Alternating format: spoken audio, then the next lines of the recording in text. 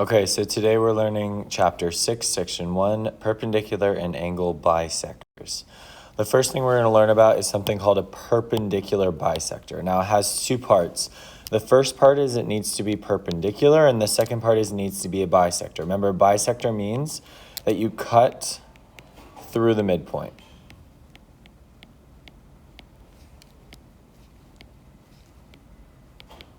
Okay, or cut through the middle. So it's a segment, ray, line, or plane that is perpendicular to a segment at its midpoint. As you'll notice, AB is our segment, and AB is cut in half by the point P. So then CP, being a segment, ray, line, or plane, is cutting AB in half, so it's going through the midpoint, and it's perpendicular to the segment. So that becomes a perpendicular bisector. And just a term that we're going to be using in this section is something called equidistant. That just means that it's the same distance. All right, and then there's a theorem that comes with the perpendicular bisectors. In a plane, if a point lies on the perpendicular bisector of a segment, then the point is equidistant from the endpoints of the segment. So for example, as you saw before in the previous example, CP was our perpendicular bisector, and the point C lies on the perpendicular bisector. It therefore has to be the same distance from point A and from point B. So these two blue segments are therefore congruent to each other, okay? The hypotenuse and the conclusion. Now, the converse of the perpendicular bisector theorem, what would it say? You would say in a plane, if a point is equidistant from the endpoints of the segment, then it is on the perpendicular bisector of the segment. So, in other words, if AD is congruent to DB, so if we know that D is the same distance from the two endpoints, then it has to lie on the perpendicular bisector. So if CP was the perpendicular bisector, if we continued it, it would hit D as it continued past. So that goes for any point on the perpendicular bisector. So it still applies to C. AC and AB, or AC and CB would also be the same distance.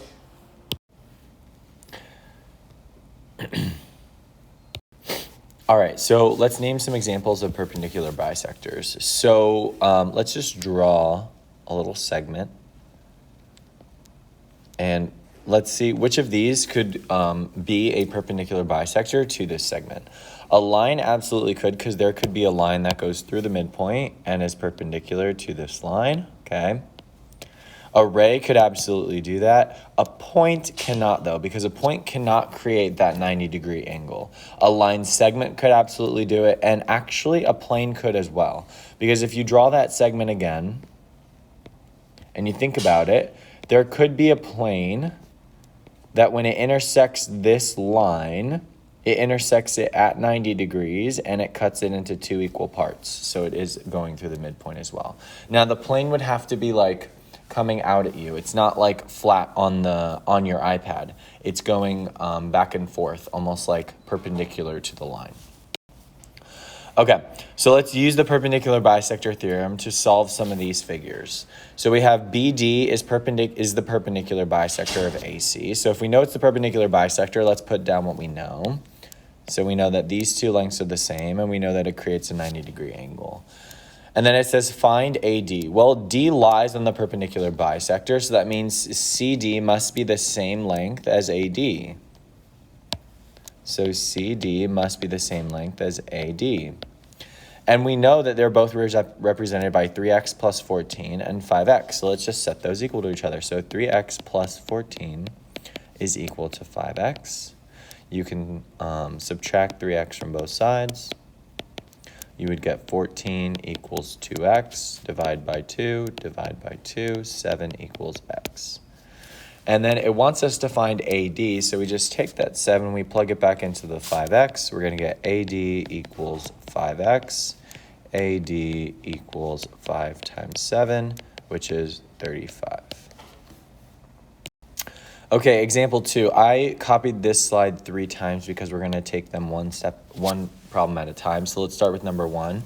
It says ZX is the perpendicular bisector of WY, and YZ is 13.75. What would WZ be then? WZ would have to also be 13.75 because remember, any point on the perpendicular bisector is the same distance from the two endpoints, which are W and Y. So this would be 13.75. Okay, 2. It also tells us that ZX is the perpendicular bisector of WY. So WZ is then represented by 4n minus 13, and YZ is represented by n plus 17. So in this case, we're still using the perpendicular bisector theorem, okay? And we can say that these two segments must be the same length. So we just go ahead and set them equal to each other. So we're going to say 4n minus 13 equals n plus 17. You subtract n from both sides. You want variables on the left, constants on the right. So we're also going to add 13 to both sides. Cancels, cancels. We get 3n now equals, and then 14 plus 13 is going to be 27. Divide by 3, divide by 3. You're going to get n equals 9. So now once we have n equals 9, it wanted us to find yz. So you just take that 9, you plug it into where yz was, and you get 9 plus 17 is equal to yz. So yz is equal to 26. Okay, let's do the third problem. So in the third one, it says find wx. So we're looking for this guy. When you know that wy, which is the distance from here to here, is 14.8. That's an 8. And then yz, which is this guy over here, is 20.5. Oh, and I forgot wz is also 20.5. Okay, so now it does not tell us that xz is the perpendicular bisector, okay? But we do know that these two lengths are the same. So in this case, we can apply the converse of the perpendicular bisector because now we know z must be on the perpendicular bisector because its distance from w and y is the same. So that if this is the perpendicular bisector, now we also know that wx has to be the same length as xy. So we can take that 14.8 and we can divide it by 2 to give us wx. So wx is going to be 14.8 divided by 2, which is 7.4. Okay, this was an example of the converse of the perpendicular bisector theorem being applied. Okay. Example 3, what information is needed to know that Ln is perpendicular to Km? So Lm is this guy right here. And we need to know that it's perpendicular to Km. Well, remember, we know that L is the midpoint, okay?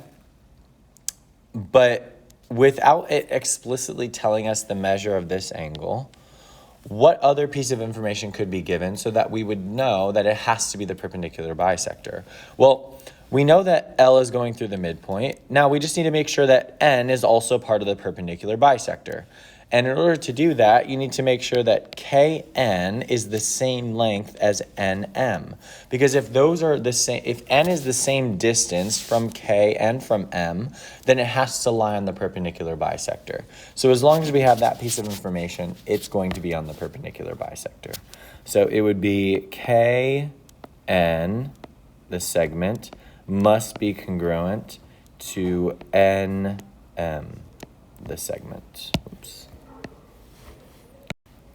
Okay, the angle bisector theorem. If a point on the bisector of an angle, or if a point is on the bisector of an angle, then it is the same distance from the two sides of the angle. So if we have a point, and this point is D, if D is going to be on the bisector, then these two segments, D going to B and D going to C, have to be the same length. Now, the reason that these two segments are important is because they make 90-degree angles with the sides of the original angle. So why does that matter? Well, the distance between any point and a line is the perpendicular line going from the point to the same line. So this is the shortest distance to go from D to this side, and this is the shortest distance to go from D to that side. So as long as D is lying on the angle bisector, then it's going to be the same distance no matter what to each side. Now, the converse of that theorem says, okay, let's say you knew that D was the same distance from B and from C, then your conclusion in this case is that D has to be on the angle bisector. So now these two angles become congruent. Okay, so in this example, we're going to find the value of x, okay? So we have 27 degrees and 27 degrees. So we already know that this red line is an angle bisector.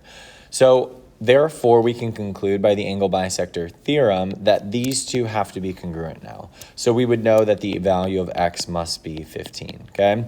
Don't forget, you are able to make this conclusion because they have 90-degree symbols here, okay? Do not get confused. Those have to be there. If they're not there, then you cannot make this conclusion because you don't know that it's the shortest distance from this point to either of these sides. Okay, now in this case, we're going to be using the converse of the angle bisector theorem because we know that the distance from this point to this side is the same as the distance from that point to this side. So now we know that these two angles are congruent, so we're going to set up an equation. It'll be 3x plus 5 set equal to 4x minus 6. And then we can go ahead and solve this one. I would subtract 5 from both sides. These are going to cancel, and I would also subtract 4x from both sides. You would get negative x is equal to negative 11. Divide by negative 1, x should be positive 11. Okay, we're also going to find the value of x here. We know that these two angles are congruent, therefore the distances from this point, which is on the bisector, to the sides of the angle must also be congruent. So 5x equals 6x minus 5, subtract 6x. You would get negative x equals negative 5, divide by negative 1, divide by negative 1, and you get x equals 5. Okay, and the last problem, we are going to write an equation of a perpendicular bisector, and we're going to do it on a graph, okay? Now, I'm going to do this problem without looking at the graph at all, and then I'm going to show you the graph and how everything makes sense, okay? So it says, write an equation of the perpendicular bisector of the segment with endpoints P and Q. Well, remember, for a perpendicular bisector, we need to have two things. We need to know where the midpoint is, and we also need to know the perpendicular slope. Okay? So let's start with the endpoints P and Q. You're going to make one of these points x1 and y1, and the other point's going to be x2 and y2. So remember, your midpoint formula is you want to find the average of the coordinates. So you're going to take x1, add it with x2, divide that by 2. And you're going to take y1, add it with y2, and divide it by 2. This is the midpoint formula, okay? So then let's use it, but with the points that we're given. So we have negative 2 plus 4 over 2. And we have 3 plus 1 over 2. So this is going to give me positive 2 over 2, which is 1. And this is going to give me 4 over 2, which is 2. So we have 1 comma 2 as our midpoint. Okay, so we have a point, we have the midpoint. But now we need to figure out, okay, in order to it to be perpendicular, okay, we have to find the slope of our segment and then use the opposite reciprocal to find the slope of the perpendicular line, okay? So if you remember the slope formula is m, little m for slope, is y2 minus y1 over x2 minus x1.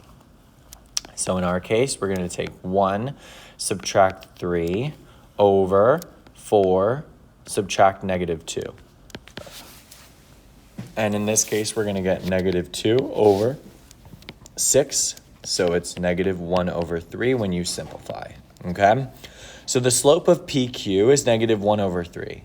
But remember, you want to find the perpendicular slope. So the perpendicular slope would be flip the fraction, make it -3/1, and change the sign. Make it +3/1, which is just +3. So this is the slope that we're looking for. We have a slope and we have a point. You can always write an equation of a line with slope and a point. So we have 1, 2, and we have m equals 3. Use the formula y equals mx plus b.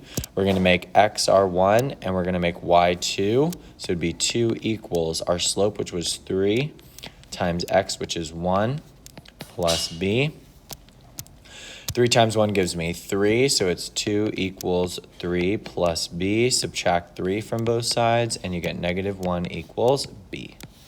So your final answer, remember it was asking us to write an equation of the perpendicular bisector. Take the slope and the b value, and you're going to write y equals 3x minus 1. And this is the final answer. All right, that's it.